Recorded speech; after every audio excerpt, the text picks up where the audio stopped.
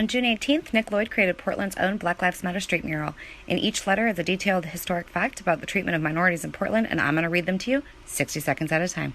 1800s. The Cowlitz people lived nearby when the first black visitor arrives in 1802. His name is York. He's on the Lewis and Clark expedition, and he's enslaved. William Clark has owned him since birth. These roads first appear on the map in 1965, while Oregon has an annual tax on every non-white resident, and those who can't pay are forced to work for the state. 1910. On March 21st, a mob of 200 white men, including the St. John's mayor and the police chief, riot against the Indian immigrants who live here, ransacking homes, pulling people from their beds, and publicly beating them and attacking Indian workers at the St. John's Lumber Mill Company, just down this hill. The immigrants form a resistance group. Many returned to India later to fight for independence. 1923, this neighborhood is 100% white. Over 9,000 Portlanders belong to the KKK, and the state bans Japanese and Chinese immigrants from owning property.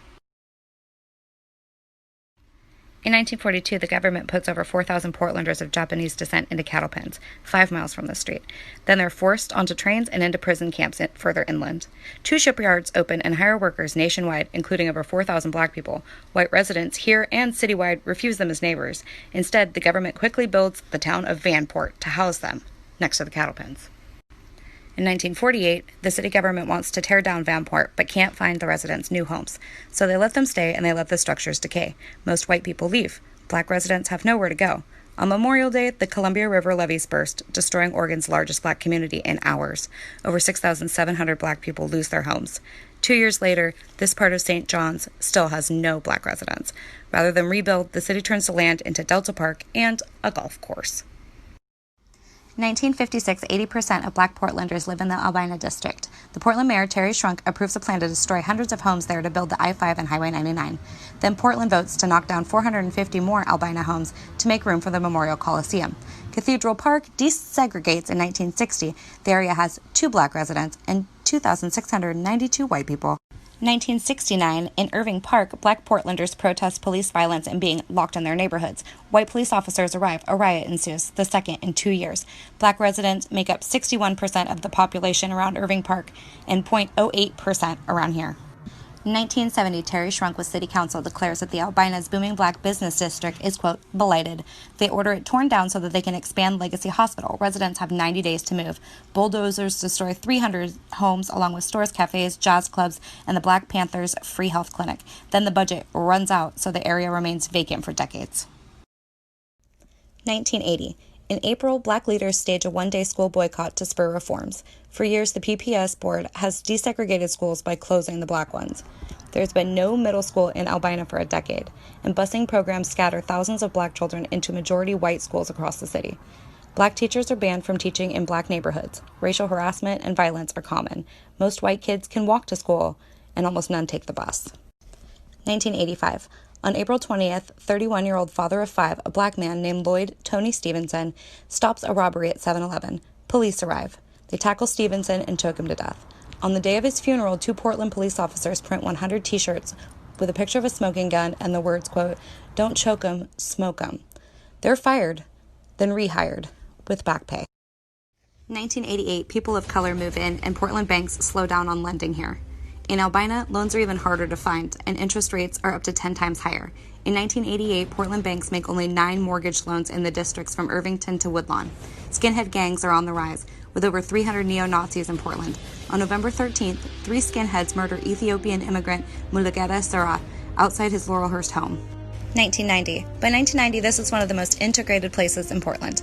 Over 1,200 black Portlanders live here along with many Latino and Asian residents. Almost 1/3 of St. John's is non-white. Soon, Roosevelt High School becomes majority-minority. The area diversifies, partly because of pollution. St. John's is home to the city's landfill until 1991. Against residents' wishes, government officials have sacrificed the Columbia River Slough to the industrial waste. The city built subsidized housing next to the sewage treatment plant. Welcome back to the Portland Black Lives Matter mural read-along. 1994, voters in this county and state passed the One Strike You're Out law, creating mandatory minimums and requiring 15-year-old kids to be tried as adults. The state now jails young people more often than nearly the entire country. Oregon convicts black kids at a 17 times higher rate than whites. 2001. In the 1990s, the Portland government tries to help the Albina district. It shames banks into lending and grants to support black-run nonprofit housing development. White home buyers flood in to seize the opportunity, displacing whole communities. Home prices triple. Black home ownership drops by 36%. The King Sabin becomes the Alberta Arts District, and displaced people of all races move to the still affordable St. John's neighborhood. After 142 years, voters amend the state constitution to remove its original ban on Black residents. 2004. On March 28th, Portland police pull over 28-year-old James Jahar Perez for not signaling quickly enough near City Food Market, a mile and a half from this mural.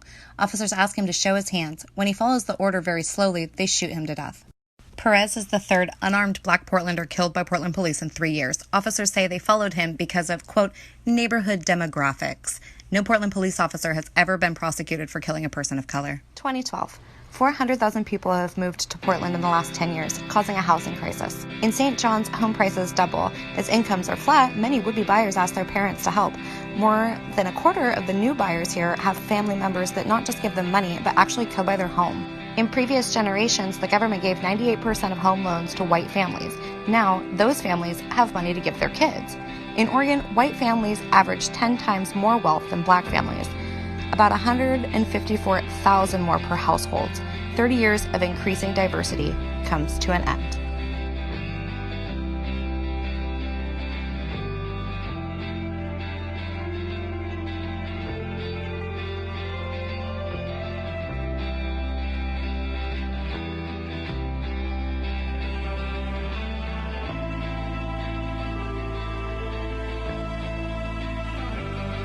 In 2018, the Oregon Supreme Court desegregates when Adrienne Nelson becomes the first Black judge on any Oregon appellate court. For 161 years, voters have elected only white governors, senators, U.S. representatives, attorney generals, and secretaries of state and Portland mayors.